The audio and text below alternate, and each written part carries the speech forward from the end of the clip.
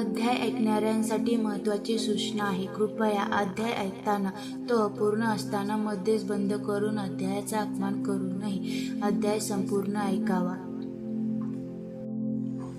अध्याय 15. श्री गुरूंचे वैजनाथ क्षेत्री गुप्त वास्तव्य. हा अध्याय पठन केल्यास आपणास तीर्थक्षेत्रांची यात्रा घडेल व साधनेसाठी एकांत लाभेल. अध्याय 15. श्री गुरूंचे वैजनाथ क्षेत्री गुप्त वास्तव.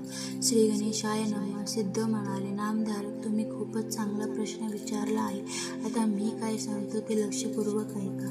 पूर्वी परशुरामांनी समस्त पृथ्वी क्षत्रिय रहित केली. ती ब्राह्मणांना दान देऊन ते पश्चिम समुद्रावर गेले, पण त्यानेही ब्राह्मणाचे समाधान झाले नाही. ते अधिक जमीन मिळावी म्हणून त्यांच्यापाशी गेले.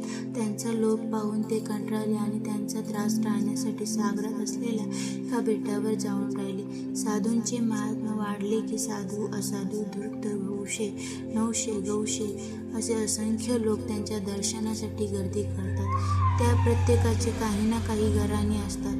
त्यांना त्या साधूंच्या कृपेने आपली अडचण दूर व्हावी असे वाटत असते. हे चक्र कधीही थांबत नाही. प्रश्न वरदान देण्याचा नसतो, तर त्यांच्यापैकी योग्य कोण, अयोग्य कोण हे पाहणे गरजेचे असते. या सर्व गोष्टींमुळे साधूंना तपश्चर्येसाठी वेळ आणि एकांत मिळत नाही. श्री गुरु नृसिंह सरस्वतींनाही गोष्ट चांगली माहीत होती. म्हणूनच लोकांचा उपद्रव होऊ नये यासाठी ते वैजनाथ क्षेत्री गुप्त रूपाने राहिले. त्यावेळी त्यांनी आपल्या शिष्यांनाही दूर ठेवले. त्या सर्वांना पाचारण करून ते म्हणाले, आता तुम्ही सर्वजण तीर्थयात्रेत जा आणि भारतभर भ्रमण करून नंतर श्रीशैल पर्वतावर या. शिष्य म्हणाले, गुरुदेव, सर्व तीर्थे गुरूंच्या चरणाशीच वास करतात असे श्रुती व पुराणे सांगतात. शास्त्रांचे तेच म्हणणे आहे. मग आम्हाला का दूर लोटता? कृपा करून आमची उपेक्षा करू नका. तेव्हा ते म्हणाले, तुम्ही संन्यासी आहात हे लक्षात घ्या. संन्याशांनी 5 दिवसांच्या वर एकाच ठिकाणी राहू नये असा संकेत आहे.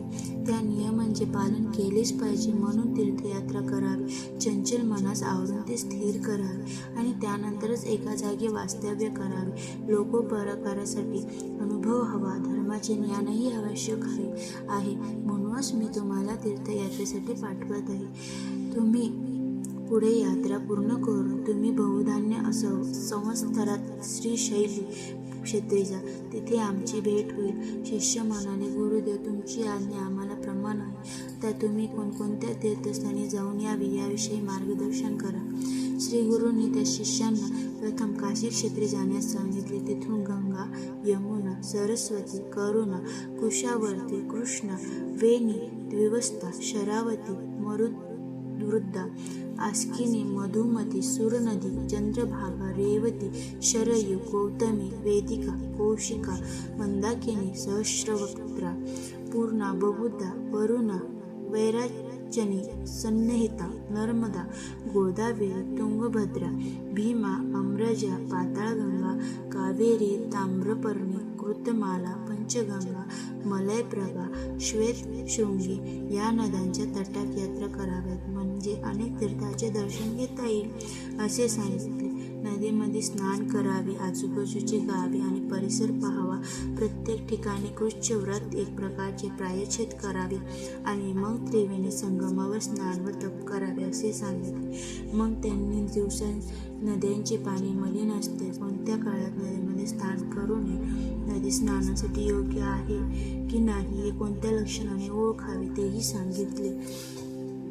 त्यांनी आपल्या शिष्यांना नैमिषारण्य, पुष्कर, बद्री, केदार, कुरुक्षेत्र, महालय, सेतुबंध, रामेश्वर, मातृकेश्वर, कोटी, कुब्ज, कोखामुखी, प्रसाद, विजय, जगन्नाथपुरी, गोकर्ण, शंखकर्ण, अयोध्या, मथुरा, द्वारका, गया, शाळीग्राम, शबलग्राम, भीमेश्वर, कुशतपर्ण, रामेश्वर, पद्मनाभ, श्रीरंग, कुंभकोण, हरेश्वर, गाणगापूर, नृसिंहतीर्थ, चंद्रकुंड, कोल्हापूर, भिल्लवडी, अमरापूर, युगालय, शुक्रालय, पिठापूर, शेषाद्री, मणिगिरी, वृषभाद्री, श्रीशैल व मल्लिकार्जुन असे अनेक तीर्थस्थानाची माहिती सांगून तिथे जाण्याची आज्ञा केली. श्री गुरूंचा निरोप घेऊन ते यात्रेसाठी निघाले. त्यानंतर श्री गुरूंनी वैजनाथ तिथेच गुप्तपणे निवास केला. हरिओम. याप्रमाणे अध्याय पूर्ण झाला.